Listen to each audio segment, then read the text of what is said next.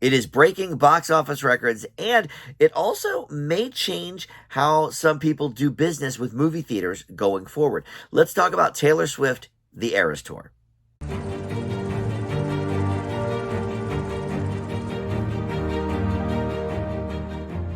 Hey guys, Dan here. This is Dan Reviews It, and welcome to my movie review for Taylor Swift, The Eras Tour. This is playing in theaters now, but it is kind of a limited engagement. It plays only Thursday through Sunday, and for about 4 weeks. And then, after that, I don't know if it will end up on a streamer pretty soon after, or what the structure is going to be. But in any event, this is an event for sure. It's breaking records, like I said. We'll talk about all of this here in just a second. But first, let me welcome you into Dan Reviews It. Thank you for finding this video. We do movie and TV reviews here on the channel. I have not reviewed a concert movie for a few years. I think there aren't that many that come out, really. I guess there's been some music documentaries that have some concert elements to it, like the Billie Eilish one they did a couple of years ago had some concert stuff, but it wasn't. I mean, this is just a concert. This is not a documentary as such. It is a concert film. But anyway, please consider subscribing to my channel here.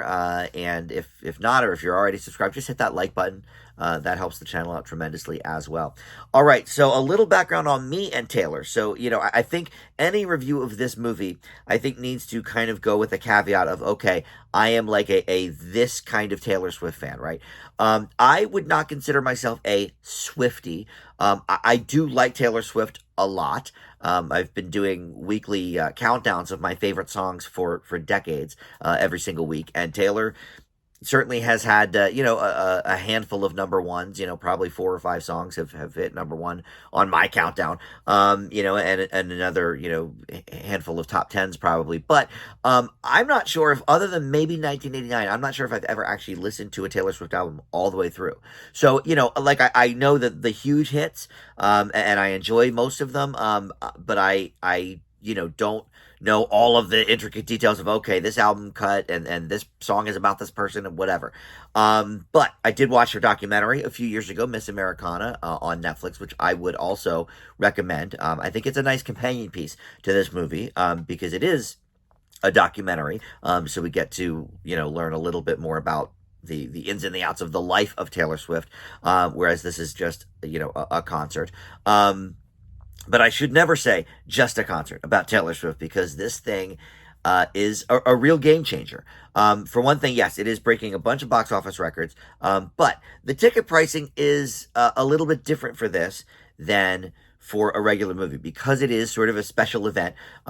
She charged $19.89 for a ticket, which is, of course, the name of one of her albums. And then children and seniors get in for $13.33, which is, her lucky number is 13. So, that all makes sense, and it's very cute, that it's sort of, measured to her.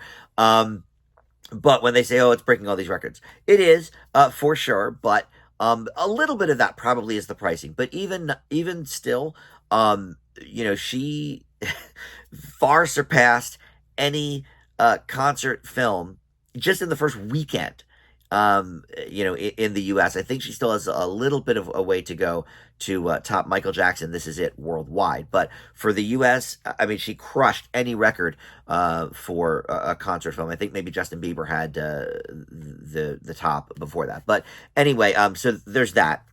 But she structured this, or struck a deal rather, in a very interesting way, because I guess from what I understand, what I read, she presented this to some studios. They all said, we'll pass or whatever, or maybe they wanted too much money. And so she said, all right, screw you guys, I'll do this myself. And she struck a deal with AMC, and so her company is going to get a huge windfall from the profits of this. And so Beyonce decided to do the same thing, and she's going to have a concert movie coming out in, I think, December, and she did it the exact same way Taylor's doing it. So this may be, one path for more independent filmmakers. Not that I would call Taylor Swift a filmmaker, but certainly a business mogul, I think we could say. So I don't know. So anyway, there's a lot of things already going on with this tour. But now that we're already 5 minutes into the video, let's talk about the movie itself. So I am a huge concert goer. I've seen I don't know, probably 300 or more concerts in my life, and the big pop spectacle shows I don't see that much. Partially because I guess I'm more of a rock guy or whatever, but also because the tickets are crazy, and they're not all priced as high as the Taylor Swift tickets were. And by the way, what a great idea. Because her tickets were so expensive and the whole Ticketmaster debacle and all the scalpers and whatever, there are so many people that did not get to see this tour that wanted to. What a great idea to put this on the big screen for people. So let's start there. What a wonderful, wonderful thing to do, because a lot of people did not get to see this tour.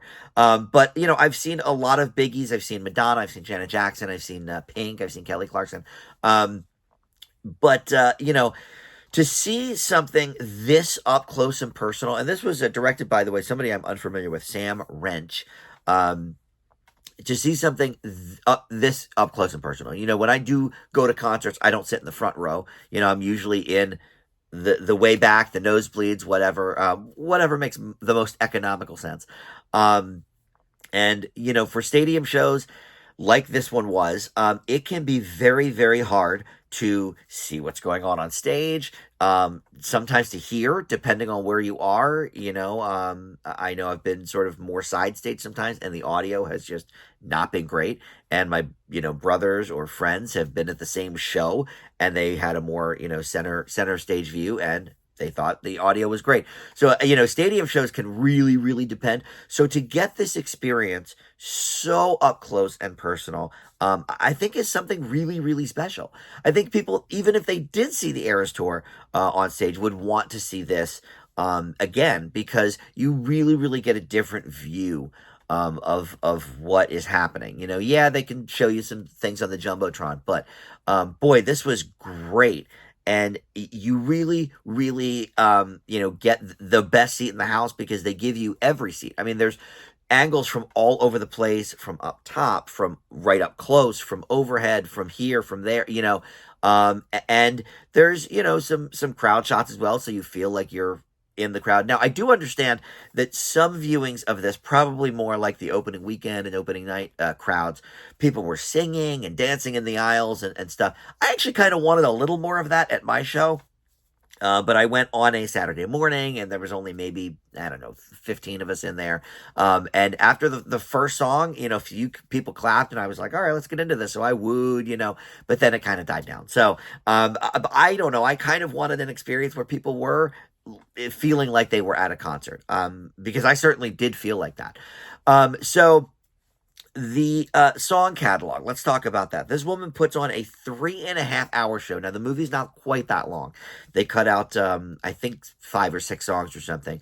Although one of the songs they cut out was like a #1 hit, Cardigan, which I was a little surprised by. But anyway, the movie itself is about 2 hours and 50 minutes. So they shortened up the transitions. The reason it's called the Eras Tour, if you don't know, is because she's going through each album specifically. And so, we see every different era of Taylor, the different, costumes that come with that, and whatever. And so each, album gets, a little chunk of time.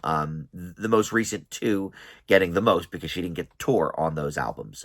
She made them kind of during the pandemic. So, but yeah, she's released like 4 albums or 5 albums since her last tour, because she just cranks them out. So she does spend, a lot of time on like Midnights and Folklore and stuff, and less time on some of the others. But that means the other segments are just jam packed with hits. It's wall to wall hits.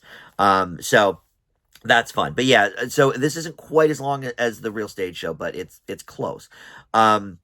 But in any event, so you have with that a ton of costume changes, which is a lot of fun.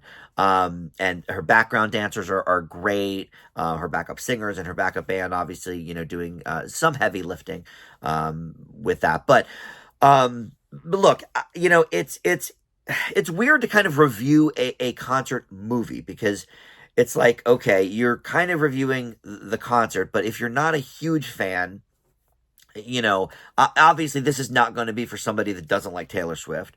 And if you are a massive Swiftie, it's going to be the greatest thing you've ever seen. So for me, I think I lie somewhere in the middle. I would say on a scale out of 10, I'm maybe like a 7 or an 8 on Taylor Swift, 7.5, something like that. So if I saw this show in person, would it be like my top show? No, it would not. I saw Pink a few months ago, and that was probably the best like pop show I've ever seen. Right up there probably with Madonna from like 6 or 7 years ago. That was amazing too. This as a show, as a tour, does not quite, I think, compare to that. But as a concert film, when we are right there with the crowd, I mean, I can't imagine them doing it better than this.